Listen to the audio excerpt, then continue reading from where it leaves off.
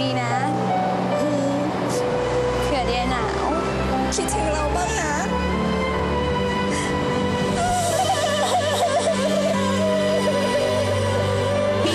น้องสองคนจะไปไหมคนเขารอกันเต็มรถหมดแล้วนะ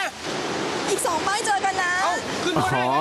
สีหนึบเหมือน KFC ชีสหนึบใหม่ ชีสล้วนๆคลุกเกล็ดขนมปัง กรอบนอกหนึบในถึง 15 พฤศจิกายนนี้ที่ KFC